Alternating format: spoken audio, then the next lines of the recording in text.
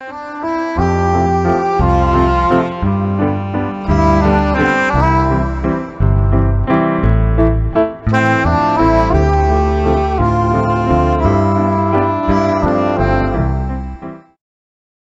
길을 가고 싶지만 생계가 걱정될 때 어떻게 해야 할까요?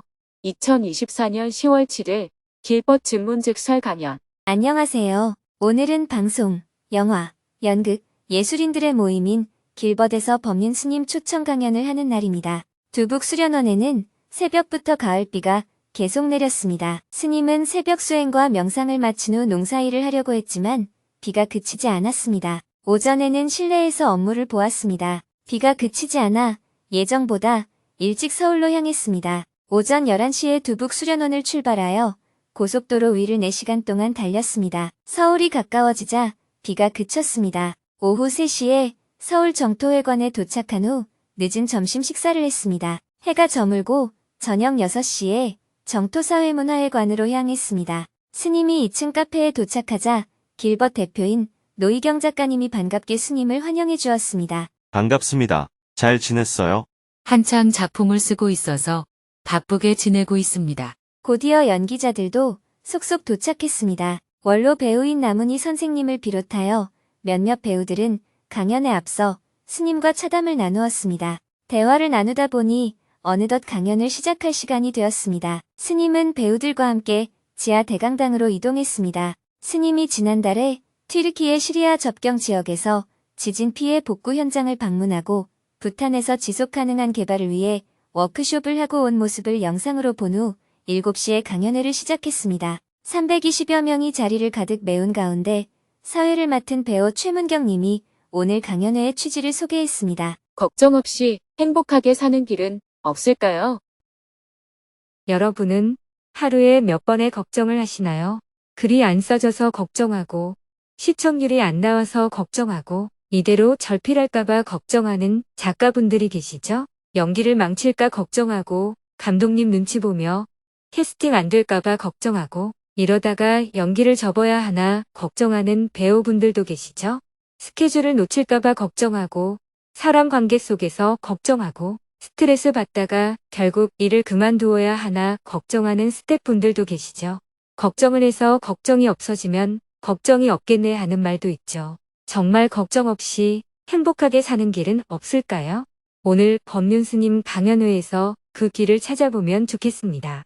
이어서 길벗 대표를 맡고 있는 노희경 작가님이 인사말을 했습니다. 길벗은 자신의 문제가 세상의 전부인 것처럼 힘들어하고 투정만 하던 사람들이 마음 공부를 만나서 자신의 짐을 덜어놓고 조금 더 편해진 가운데 사회 봉사활동을 하는 방송, 영화, 연극 예술인들의 모임입니다.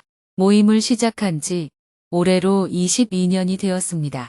일은 하지 않으면서 걱정만 산더미일 때가 있죠. 걱정만으로도 하루 24시간이 모자랄 때도 있습니다. 걱정, 불안, 짜증, 화로 점철된 것이 우리 인생인 것 같습니다. 그러나 법륜 스님은 진리는 상식이라고 말합니다. 상식으로 돌아가기만 해도 지혜롭게 인생을 살 수 있다는 얘기인데요. 오늘도 그 상식을 배워보겠습니다. 만나서 반갑습니다. 이어서 박수갈채를 받으며 스님이 무대에 올라왔습니다. 스님은 튀르키예 시리아 접경 지역에 지진 피해 복구 활동을 하고 있는 소식을 전하며 대화를 시작했습니다. 시리아는 12년간의 내전으로 인해서 1000만 명의 난민이 생겼습니다. 그중 100만 명 이상이 유럽으로 가서 사회 혼란을 야기하였고 튀르키예로 몇백만 명이 넘어갔습니다. 튀르키예에서는 난민이 국내로 들어오는 것을 막기 위해서 시리아 안의 터키 국경을 따라 30km의 비무장 지대를 설정했습니다. 거기에는 시리아 정부군이 들어올 수 없도록 해놓고 난민들이 거주하도록 했습니다. 그 지역에 원래 살던 사람이 200만 명이고 난민이 350만 명이 유입되어 550만 명의 사람들이 좁은 지역에 함께 살고 있습니다. 난민 캠프를 가보면 완전히 돛대기 시장처럼 되어 있습니다. 게다가 작년에 튀르키예 대지진이 났을 때 그곳에도 큰 피해를 입게 되어 그나마 있던 건물들도 다 부서졌습니다. 그러나 정부가 관할하는 지역이 아니다 보니 현재까지 그대로 방치되어 있습니다. 시리아 난민들에게 전하는 작은 희망. 그래서 JTS에서는 우선적으로 그들에게 희망이라도 주기 위해서 4,000명이 다닐 수 있는 학교 건물을 하나 복원해서 모래 준공식을 하게 됩니다. JTS가 많은 돈을 지원해서 학교를 재건한 이유는 지진 피해를 입은 사람들에게 상징적으로나마 희망을 주기 위해서입니다. 12년간의 내전과 지진 피해로 좌절해 있는 사람들에게 우리도 할 수 있다 하는 희망을 주자고 해서 현지 NGO와 협력하여 1년 만에 학교를 완성하게 되었습니다. 우리가 관심을 갖고 내가 가진 것을 조금만 나눠 가지면 정말 어려운 사람들에게 큰 희망을 줄 수 있습니다. 무엇보다 그들에게 생존이 보장되는 삶의 길을 열어줄 수가 있습니다. 직접 가서 보면 누구나 다 도와야겠다는 마음을 낼 수 있는데 풍요로운 곳에서 살다 보면 각자 자기 살기도 바쁘기가 쉽습니다. 제가 북한 난민을 도울 때도 마찬가지였습니다. 북한에서 주민들이 말할 수 없을 정도로 어렵다는 소문은 들었지만 당장 눈앞에 안 보이니까 그래도 뭐 살겠지 이렇게만 생각했습니다. 그러나 압록강과 두만강을 답사하며 시체가 떠내려오는 걸 직접 보고 또 중국으로 넘어와서 갈비뼈만 남은 어린아이들을 직접 보고 나니까 저도 눈이 확 돌아가더라고요.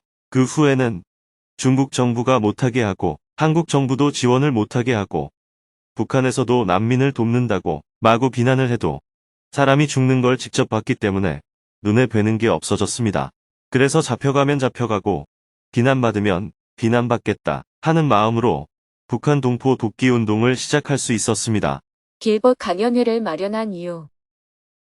저는 특별히 선한 사람도 없고 특별히 악한 사람도 없다고 생각합니다. 그러나 누구든지 이런 어려운 광경을 직접 경험하게 되면 모두가 그런 마음을 내게 됩니다. 그런데 불행히도 우리는 그런 걸 직접 경험할 기회가 없기 때문에 현재의 삶에 안주하는 것이 아닌가 싶어요. 그래서 저는 여러분들이 좋은 곳에 여행을 가지 말고 가능한 우리보다 열악한 곳에 여행을 가보라고 권하고 싶습니다. 그래야 자기를 돌아보는 기회를 가질 수 있기 때문입니다. 미국이나 유럽에 가봐야 우리나라와 진배 없이 생활 수준이 비슷하고 오히려 지금은 우리나라가 더 편리하게 되어 있어서 특별히 감흥을 받거나 아이디어를 얻을 게 별로 없어요. 그런데 우리보다 어렵게 사는 나라에 가보면 내가 얼마나 가진 게 많은지 느끼게 됩니다. 우리는 지식이든 재물이든 기술이든 사실은 가진 게 굉장히 많습니다. 이것을 어려운 사람들을 위해서 사용하면 내가 굉장히 유용한 사람이 될 수 있습니다. 세상에 꼭 필요한 사람이 될 때 삶의 긍지도 느껴지고 자부심도 갖게 됩니다. 특히 여러분들은 인기가 많은 직업을 갖고 있다 보니 남들이 볼 때는 아무 걱정이 없을 것 같아 보이는데 정작 본인들은 늘 남의 눈치를 보며 사니까 마음은 더 괴로운 것 같아요. 더 긴장이 되어 있고 더 마음이 불안합니다. 방송과 영화라는 직업군 안에서만 보면 내 처지가 어려운데 다른 사람의 입장에서 보거나 밖에 나가서 내 위치를 바라보면 별일 아닌 줄을 알게 됩니다. 그럼으로써 여러분들이 조금 더 편안한 가운데 자신이 추구하는 것을 해나갈 수 있습니다. 이런 취지에서 길벗 강연회가 마련이 된 것입니다. 이어서 9명이 손을 들고 스님과 대화를 나누었습니다. 사전에 질문을 신청한 분들부터 먼저 질문을 하고 현장에서 즉석 질문도 받았습니다. 그중 한 명은 연기자 생활을 계속하고 싶은데 곧 결혼을 앞두고 있어서 경제적으로 압박감이 든다며 스님의 조언을 구했습니다. 배우의 길을 가고 싶지만 생계가 걱정될 때 어떻게 해야 할까요? 저는 연기를 하고 있는 33살 청년입니다. 저는 학창 시절에 좋아하는 친구에게 먼저 말을 걸지 못할 정도로 소심했습니다. 그래서 마음고생도 하고 일상생활을 하는데 힘들었는데요. 그런 제가 연기를 하게 되면서 표현의 자유와 행복을 느끼게 되었습니다. 그만큼 연기는 제 삶에 없어서는 안 될 소중한 일부분이 되었습니다. 그래서 오디션도 많이 보고 친구들과 극단을 만들어서 연극도 무대에 올리고 영화도 제작하며 열심히 연기하고 있습니다. 그런데 나이를 먹을수록 경제적인 압박감이 느껴집니다. 최근에는 10년 만난 여자친구와 결혼 이야기를 하고 있어서 더욱 그렇습니다. 연기로 생계 유지가 안 되는 상황에서 내가 연기를 좋아하기 때문에 연기를 계속하는 것이 개인적인 욕심 같고 이제 그만둬야 되나 고민이 됩니다. 그런데 연기를 안 하고는 도저히 못 살 것 같습니다. 제가 어떤 삶을 선택해야 내 인생에도 도움이 되고 가족과 주변 사람들에게도 도움이 될 수 있을까요? 자기 의사 표현을 잘하지 못하는 소심한 사람이 연기를 하면서 조금씩 소심함을 극복한 사례라고 볼 수 있습니다. 우리는 이것을 수행이라고 말할 수 있습니다. 무엇을 통해서 자기 극복을 하면 그게 무엇이든지 수행이라고 말할 수 있습니다. 농사하면서 자기 극복을 하면 농사가 수행이고 노래를 통해서 자기 극복을 하면 노래도 수행이 됩니다. 수행이라는 게 형식이 정해져 있는 게 아닙니다. 두려움을 극복하든 괴로움을 극복하든 소심함을 극복하든 어떤 한계를 극복하게 해주는 것은 모두 수행이라고 할 수 있어요. 질문자는 연기를 통해 자신의 한계를 극복하고 있으니까 질문자에게 있어서 연기는 수행이라고 볼 수 있습니다. 내가 좋아하는 일로 돈을 벌 수 있고 그걸로 생계도 해결할 수 있으면 제일 좋습니다. 그런데 내가 좋아하는 일을 해서 그걸로 먹고 살 수 없는 경우도 있습니다. 예를 들어서 내가 노래를 좋아하는데 노래를 부르는 걸로 돈을 벌어서 그걸로 먹고 살 수 있으면 제일 좋아요. 그런데 내가 노래를 해서는 먹고 살 수가 없다면 먹고 살 수 있는 돈을 버는 직업을 따로 갖고 노래는 취미로 해야 됩니다. 즉, 아마추어로 노래를 해야 한다는 거예요. 마찬가지로 내가 연기를 해서 먹고 살 수 있으면 제일 좋은데 연기로 먹고 살 수 없으면 돈을 벌 수 있는 직업을 따로 가져야 합니다. 연기는 직장인들이 모여서 연습하는 극단에 가입해서 취미 생활로 할 수 있지 않습니까? 내가 좋아하는 연기는 직업이 아닌 취미 생활로 하는 거예요. 좋아하는 일과 돈 버는 일이 일치하면 제일 좋지만 그게 안 되면 이렇게 직업을 따로 가져야 합니다. 그런데 질문자는 아직 혼자서 사니까 자기가 좋아하는 걸 하면서 밥만 먹고 살면 되는데 앞으로 결혼을 하게 되면 경제적으로 여유가 있어야 되니까 고민이라는 거잖아요. 제가 볼 때 그건 욕심이에요.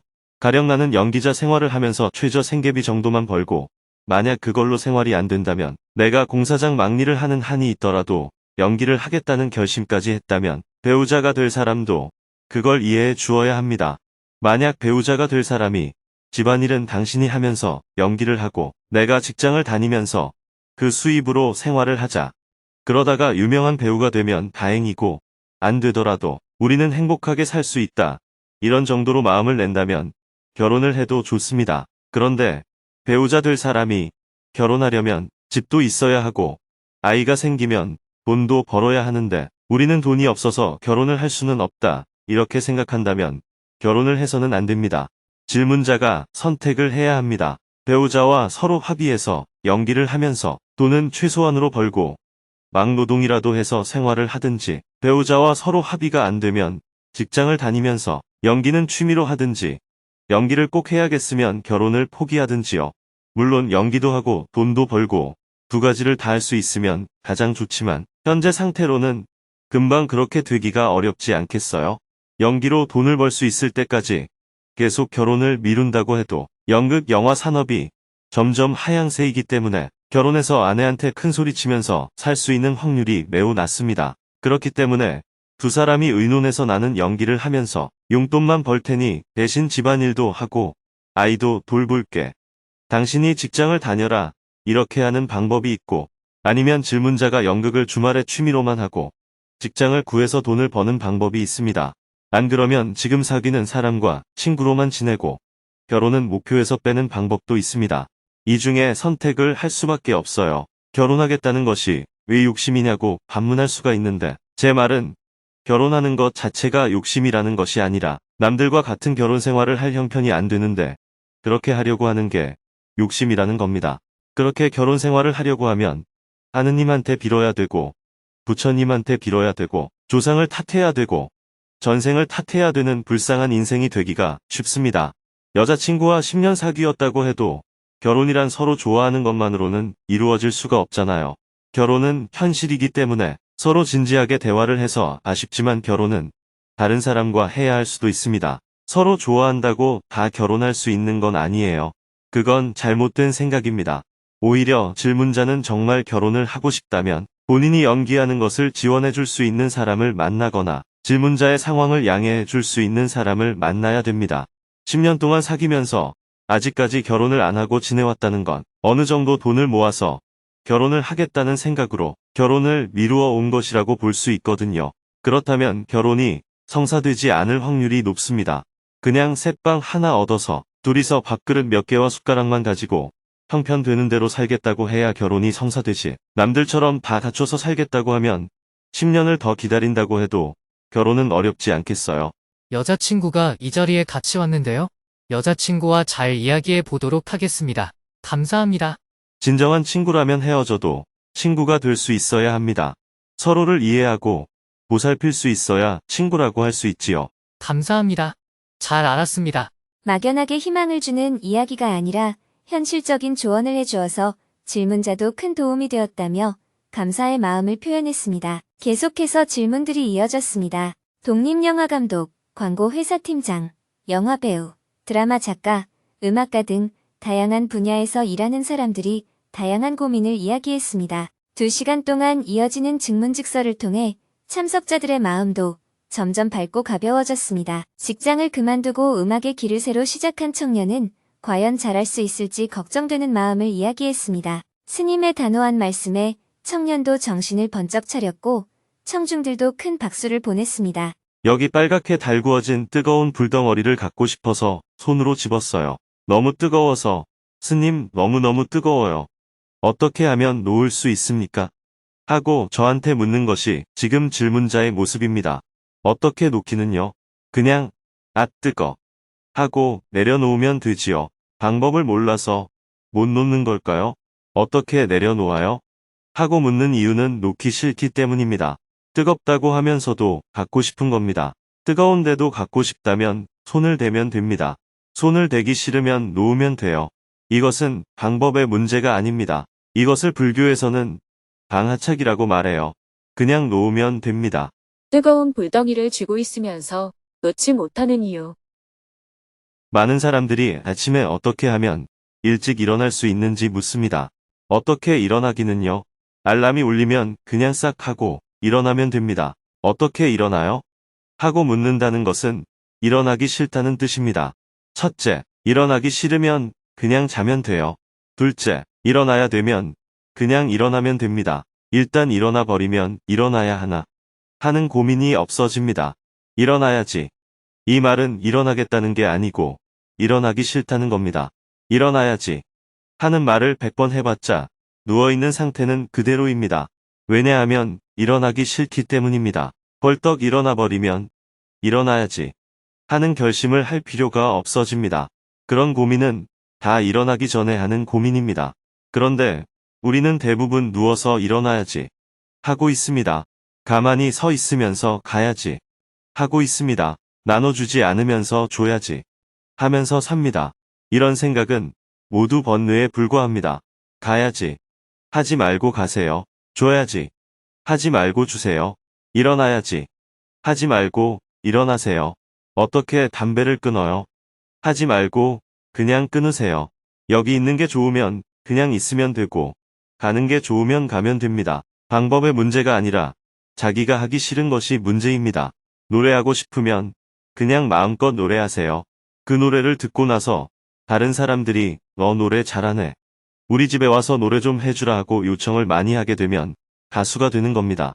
내가 쓰고 싶은 대로 글을 마음껏 썼는데 남들이 보고 이야, 글이 너무 좋다. 출판하자 이렇게 제안을 하면 그때 출판을 해야지. 그게 아니고 글을 막 힘들어하면서 쥐어짜서 쓴다면 요즘같이 바쁜 시대에 쥐어짠 글을 누가 보겠어요? 해야지. 하고 있지 말고 그냥 하세요. 자기가 막 좋아서 쓴 글도 다른 사람들은 싫다고 할 때가 있는데 막 쥐어짜서 힘들게 쓴 글을 누가 좋아하겠어요? 자기 노래가 자기도 듣기 싫다면 그걸 누가 듣겠어요? 그런데 질문자는 내가 작곡을 해서 노래를 부르면 남들도 그걸 듣고 곧바로 감동을 해서 순식간에 인기가 많아지길 바라는 것 같아요. 그건 좀 허황한 생각이 아닐까요? 무엇 때문에 다른 사람들이 질문자의 노래를 들으려 할까요?